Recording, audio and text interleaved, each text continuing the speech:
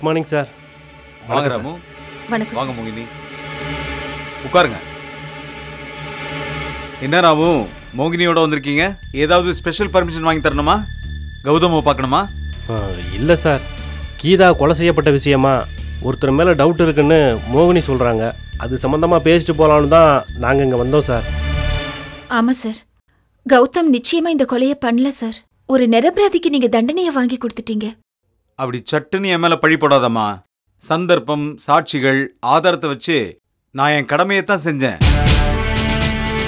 நீங்கெல்லாம் கௌதம பற்றி நல்ல விதமாக சொன்னதுனால தான் நான் பர்சனலாக கேர் எடுத்து இந்த கேஸை டீல் பண்ணிட்டு இருக்கேன். என்னோட பாலிசியே சார் அதை நான் சொல்றேன் சார். இத பாருங்க மேடம், 1000 குற்றவாளிங்க தப்பிச்சிடலாம், ஆனா ஒரு நிரபராதி கூட தண்டிக்கப்படக்கூடாதுன்னு நினைக்கிறவர் தான் எங்க இன்ஸ்பெக்டர். நான் பேசிக்கிட்டு இருக்கேன், நீ ஏன் சார் கரடி மாதிரி உள்ள வந்துட்டேன்னு சொல்றீங்களா? கொஞ்சம் பேசாம இருயா. நீ சொல்லுமா, உனக்கு யார் மேல டவுட்டு? கீதா உயிரோட இருந்தப்ப ஒரு நாள் கீதாவை நான் ஒரு ரெஸ்டாரண்ட்ல பார்த்தேன் சார். கூட ஒரு பையனும் இருந்தா சார். 2 பேரும் ரொம்ப அந்யோன்யமா பேசிட்டு இருந்தாங்க. திடீர்னு கீதா என்னை பார்த்துட்டு உடனே 2 பேரும் ஹெல்மெட் எடுத்து மாட்டிக்கிட்டு பைக்ல வேகமா கிளம்பி போயிட்டாங்க. பைக் நம்பரும் அப்ப என்னால சரியா பார்க்க முடியல சார். சரி, கீதாவோட இருந்தது யாருன்னு உனக்கு தெரியுமா? அவன் சொந்தக்கார பையெல்லாம் கிடையாது சார். கீதாவோட லவ்வரா இருக்கணும்னு தான் நான் சந்தேகப்படுறேன். திருச்சியிலயோ இல்ல சென்னைக்கு வந்த அப்புறம் கூட கீதாவை அவன் லவ் பண்ணிருக்கலாம். கீதா கௌதம கல்யாணம் பண்ணிக்க போறான்னு தெரிஞ்சதும் ஆத்திரத்துல கீதாவை கொலை பண்ணிருப்பான் போல இருக்கு சார். உங்க பாயிண்ட் ஆஃப் வியூல பார்த்தா இந்த கொலை கேஸ்ல ஒரு டர்னிங் பாயிண்ட் கிடைக்குதுமா? இதுவரைக்கும் மோட்டிவேஷன் ஆஃப் மர்டர் தான் நாங்க நினைச்சுக்கிட்டு இருக்கோம். பிரிஞ்சிருக்கிற உங்களையும் கௌதமையும் ஒன்னா சேர வைக்க நினைக்கிற யாரோ ஒருத்தர் தான் இந்த கொலையை பண்ணிருக்கணும். அந்த லிஸ்ட்ல இந்த ராமு கூட இருக்காரு. இவர் கூட உங்களை சேர்த்து வைக்க நினைச்சார்ல. என்ன ராமு, நீங்க முயற்சி பண்றீங்கல்ல? ஆமாம் சார், ஆமாம் பண்ணினேன். சரி, கீதாவோட இருந்த பையனை மறுபடியும் பாத்தீங்களா? ஆமா சார், இன்னைக்கு அந்த பையனை அதே ரெஸ்டாரண்ட்ல வச்சு நான் பார்த்தேன் சார். அது உங்ககிட்ட சொல்லலன்னு தான் வந்தோம். ஆமாம் சார். அப்படியா? சரி, அவனை செல்போன்ல ஏதாவது போட்டோ எடுத்தீங்களா? அவன் எப்படி இருப்பான்? அவனை பத்தின தகவல் ஏதாவது கிடைச்சதா? பக்கத்துல உட்கார்ந்ததுமே எங்களை பார்த்துட்டு பதறி அடிச்சுட்டு பைக் எடுத்துட்டு ஓடிட்டான் சார். போட்டோ எல்லாம் எடுக்க முடியல. பின்னாடியே பைக் எடுத்துட்டு போய் விரட்டி பிடிச்சி அந்த பைக் நம்பரை மட்டும் நோட் பண்ணேன் சார். Very good. ஆமா, பைக் நம்பர் என்ன? TN 85 A 9573 sir. சார் இந்த நம்பரை வச்சு ஆளை பிடிச்சிடலாம் சார். இரியா, ஆள் எப்படி இருப்பான்னு சொல்லுங்க. அவன் கண்ணு கூட பூனை கண்ணு மாதிரி இருக்கும் சார். ஒரு 25 வயசு இருக்கு சார். அழகா மீசையெல்லாம் வச்சு கிளீனாக சேவெல்லாம் பண்ணியிருந்தான் சார். முகத்துல விபூதி, குங்குமம், தழும்பு, வெட்டுக்காயம் இது மாதிரி ஏதாவது இருக்குதா? அப்படியெல்லாம் எதுவும் இல்லை சார். ஆளு ஸ்மார்ட்டாக இருந்தா சார். வேற எந்த அடையாளம் மார்க்கு வெளியில தெரியுற மாதிரி இல்லை சார். ஓகே, இது போதும், நாங்க கண்டுபிடிச்சுக்கிறோம். பை தி பை, கௌதம பிரிஞ்சிருக்கிற நீங்களே அவர் கொலை பண்ணியிருக்க மாட்டார்னு நம்பிக்கையா சொல்றதால உண்மையான கொலைகாரன் வெளியே சுத்திட்டு இருக்கான்னு நல்லா தெரியுது. கூடிய சீக்கிரத்திலேயே கொலையாளியை தேடி கண்டுபிடிச்சிருவோம். நீங்க கவலையப்படாதீங்க. எப்படியாவது கொலையாளியை கண்டுபிடிச்சிருவோங்கிற நம்பிக்கையோட போங்க. Thank you sir. வரேன் சார். Thank you sir. வா மோகினி.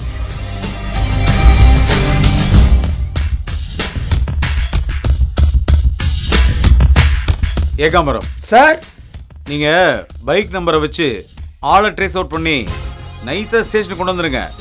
சார் சூப்பரான வேலை கொடுத்துருக்கீங்க சார். எப்படி ஆளை அழக்க கட்டி ஸ்டேஷனுக்கு தூக்கிட்டு வரேன்னு பாருங்க சார். வர்றேன் சார்.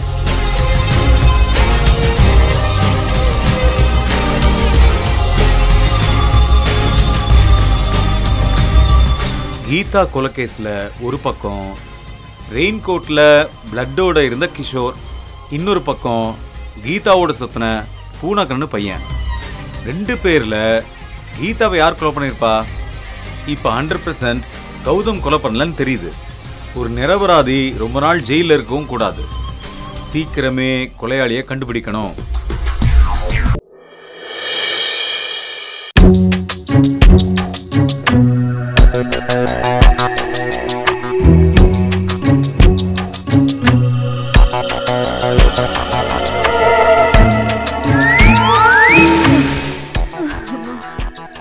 ஐயோ அப்பா. ஆமாம், என்னால் வேலையை செய்ய முடியல. ஒரே டயர்டாக இருக்கே. எனக்கு மாமியாரே இல்லைன்னு நினச்சி நான் எவ்வளவு சந்தோஷமாக இருந்தேன். ஆனால் எல்லாருமே சேர்ந்து என்னை இப்படி ஏமாத்திட்டாங்களே. யசோதா என் மாமியாருன்னு எல்லாரும் என்கிட்டேருந்து மறைச்சிட்டாங்களே. இப்படி வேலை மேலே வேலை கொடுத்து என் பெண்டை கலட்டுறாங்களே. கடவுளே. அப்பா என்னால் முடியலடா சாமி. அப்பா இப்படி உட்காந்துக்கலாம்.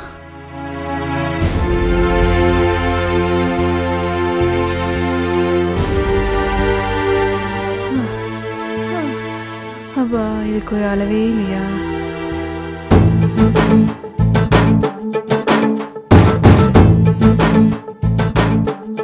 ஏ ராதா, என்னடி உட்காந்துட்டு இருக்க? ஒரு மாப் போட்டு தரையை துடைக்க முடியாதா உன்னால? அதுக்குள்ள டயர்ட் ஆயிட்டீங்களோ? இத பாரு, இப்ப நான் உன் மாமியார், அது ஞாபகம் இருக்குல்ல? அத்தை, நீங்க என் மாமியாருன்னு தெரியாது, வேலைக்காரின்னு நினைச்சுதான் வேலை வாங்கிட்டேன். என்னை மன்னிச்சிருங்க அத்தை. இத பார், மன்னிப்பு எனக்கு தமிழ்லே பிடிக்காத வார்த்தை. பிச்சிடுவேன் பிச்சு. சீக்கிரம் வீடெல்லாம் கிளீன் பண்ணிக்கிட்டு வா. எனக்கு நகம் வெட்டி விடணும், அப்புறம் நெயில் பாலிஷ்லாம் போட்டு விடணும்.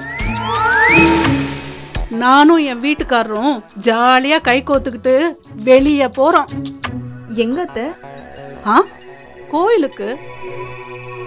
அவரு எனக்கு தலை நிறைய பூ வச்சு விட்டு அப்புறம் சக்கரை பொங்கல்லாம் வாங்கி ஊட்டி விடுவாரு. என்னடி பண்ணுவ? என்ன பண்ணுவ? என்னையும் என் வீட்டுக்காரரும் என்ன பாடுபடுத்தின. சோடா புட்டி கண்ணாடிக்காரி. தலையிலே நங்கன்னு கொட்டினா எப்படி இருக்கும் தெரியும்ல? இத பாரு, இப்ப நீ என் மருமகல்ல, இந்த வீட்டு வேலைக்காரி. அத நல்லா மனசுல வச்சுக்கோ. சொன்ன பேச்சு கேட்கலன்னு வச்சுக்கோ, ஏன் தலையிலே நங்கன்னு கொட்டுவேன். புரிஞ்சுதா? என்ன அழற? ஒழுங்கா வேலைய பாக்குறியா? ஒண்ணு சொன்ன பேச்சு கேப்பியா? கேப்பியா? கேப்பியா? ஐயோ, வலிக்குது வலிக்குது வலிக்குது. கொட்டாத கொட்டாத கொட்டாத கொட்டாத. நீ என் மருமகளா? கொட்டாத யசோதா. நீ என் மருமகளா? யசோதா பாரு பாரு. நீ தாண்டி இந்த வீட்டு வேலைக்காரி. யசோதா மருமகளா? மருமகளா நீ? பாரு. மருமகளா நீ? கொட்டாத யசோதா. என்ன திடீர்னு சாமி வந்துச்சா? என் தலையில இந்த கொட்டு கொட்டுற? ஐயோ சாரிங்க, மருமகன் நினைச்சு கொட்டிட்டேன். இங்க வந்து நின்ன உடனே திடீர்னு ட்ரீம் வந்துச்சுங்க. மருமக வேலைக்காரி ஆன மாதிரி கனவு. நினப்பு தான் பொழப்ப கெடுத்துச்சான். என் தலை பஞ்சர் ஆகி போயிருச்சே. நல்லா தைலம் போட்டு தேய்ச்சி விடு. இப்ப வேண்டாம், அவ தூங்கட்டும், அவளுக்கு தெரியாம வந்து தேய்ச்சி விடு. மண்டை ஓட்ட பண்ணிட்ட யசோதா.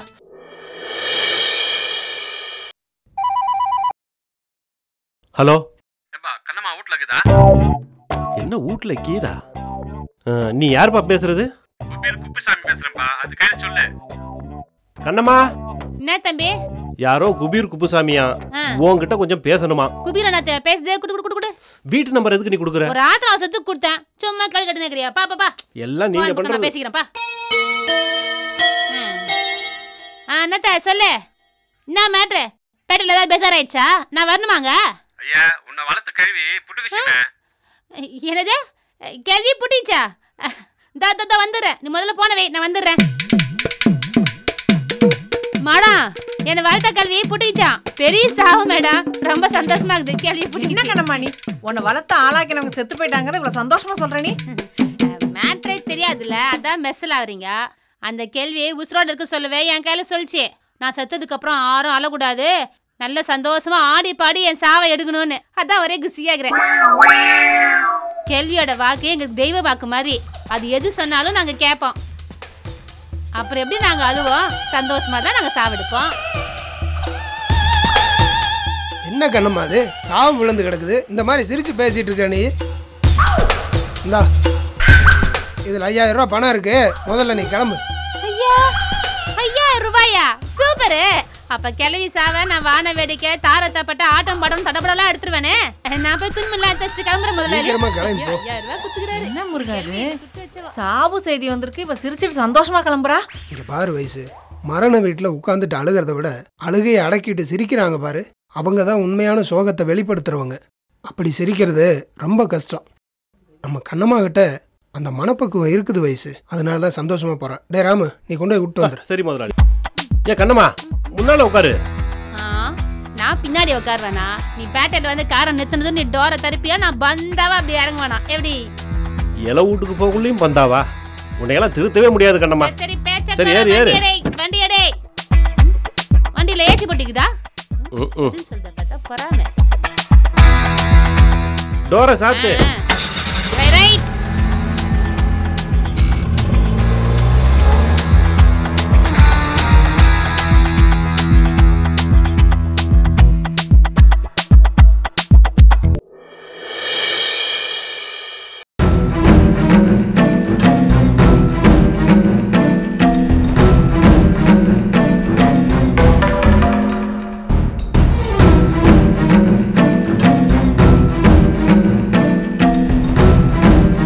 மோகினி கீதாவை ஒரு யூத்து பையனோட பார்த்ததா சொன்னிச்சு சார்.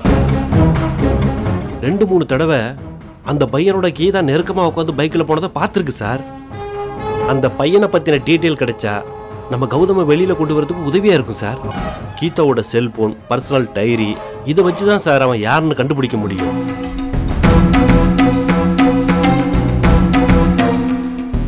கீதா யாரையாவது லவ் பண்ணாலா இல்ல டைரியில ஏதாவது எழுதி வச்சிருக்காளான்னு எப்படி சம்பந்தி அம்மா கிட்டயும் ஜானகி கிட்டயும் கேட்கறது? மனசு கஷ்டப்படுவாங்கல்ல. நாம கேட்கலன்னா மோகினி ஏன் மாமா இத பத்தி எதுவும் கேட்கல சொல்லலன்னு தப்பா நினைக்க வாய்ப்பு இருக்கு. அப்படி ஒரு சிந்தனை மோகினிக்கு வர்றது நல்லதில்ல. கீதா சாவுல எனக்கு எந்த சந்தேகமும் இல்ல. சரி, மோகினி கேட்ட தகவலை விசாரிச்சு சொல்லுவோம். இதுல என்ன தப்பு இருக்கு?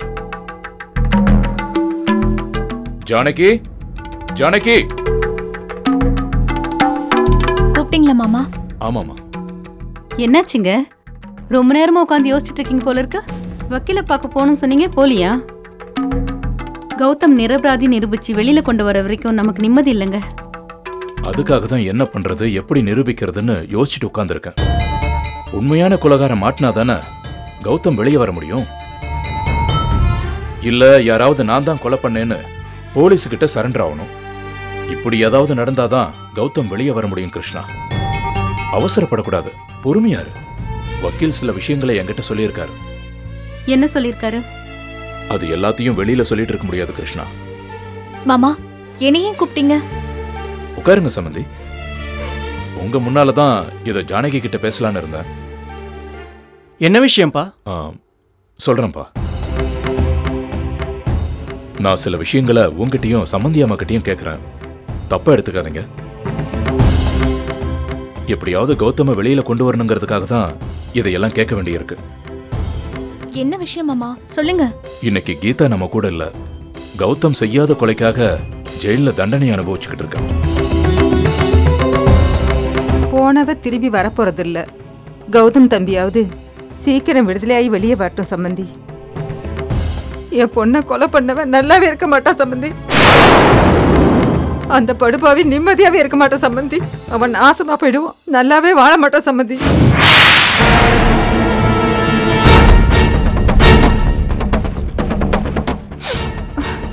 கௌதம் மோகினியை சேர்த்து வைக்கணும்னு நினைக்கிறவன் தான் கீதாவை கொலை பண்ணிருக்கணும். எனக்கு தெரியும். அப்படி சொல்லாதம்மா.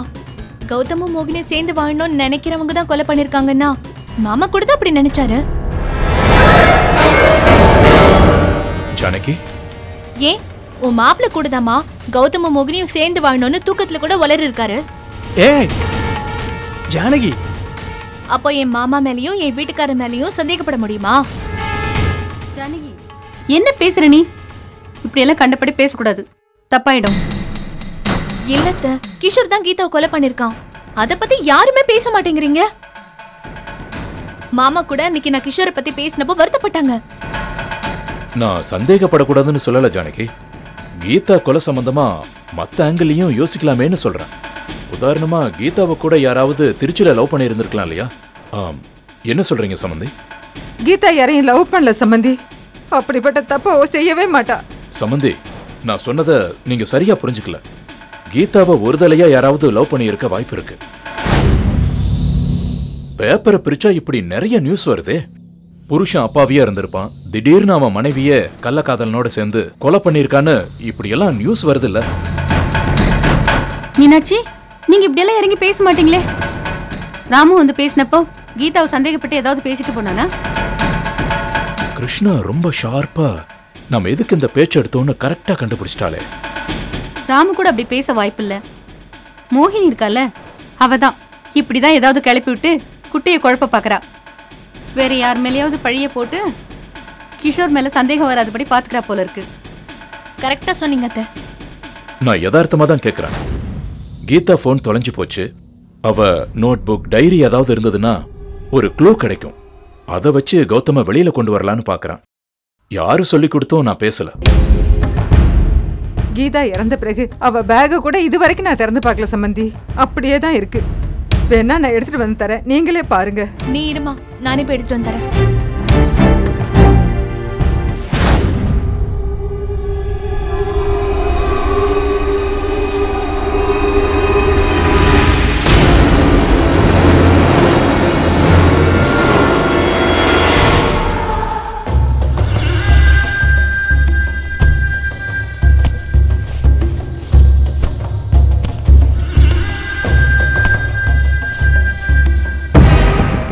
ஜானகி, அந்த டைரியை கொடு.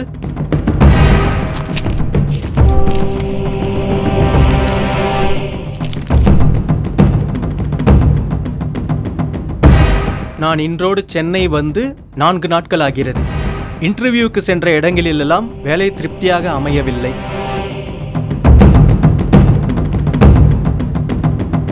வேலை கிடைக்கிறதோ இல்லையோ, அம்மாவுக்கும் அக்காவிற்கும் என்னை கௌதம் மாமாவிற்கு கல்யாணம் செய்து வைக்க ஆசைப்படுகிறார்கள். கௌதம் மாமாவுடன் டி நகர் சென்றேன். எனக்கு 2 இன்ஸ்கர்ட் வாங்கி கொடுத்தார்.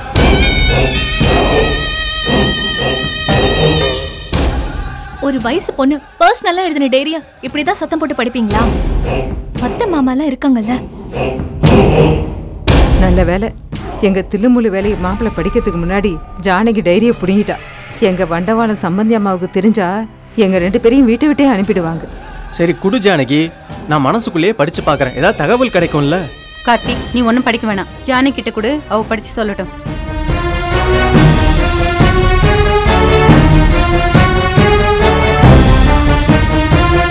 என்னமா ஷாக் ஆகுற? ஏதாவது முக்கியமான விஷயம் கீதா எழுதியிருக்காளா? ஆமா மாமா, படிக்கிறேன் கேளுங்க. இன்னைக்கு எல்லாருக்கும் நான் சாப்பாடு பரிமாறிட்டு இருந்தப்போ மியாவும் எனக்கு ஃபோன் பண்ணா. கீதா, செல்வம், பூனகண்ணு செல்வம் பேசுறேன். மியாவ். ஏன் நிறுத்திட்ட ஜானகி? என்கிட்ட கொடு ஜானகி, நான் வேணா அந்த பக்கத்தை மட்டும் படிச்சு சொல்றேன். வேண்டாம், நானே படிக்கிறேன். மியாவ் எதுக்கு இப்ப சென்னைக்கு வந்தான்? எனக்கும் கௌதம் மாமாவுக்கும் இப்ப கல்யாணம் நடக்க போகுது. இப்ப வந்து என்ன தொந்தரவு பண்றான். உடனே கிளம்பி என்ன கூல்ட்ரிங்க்ஸ் கடைக்கு வர சொன்னான். நானும் போனேன். அங்க அவன் பேசின பேச்சு எதுவுமே சரியில்லை.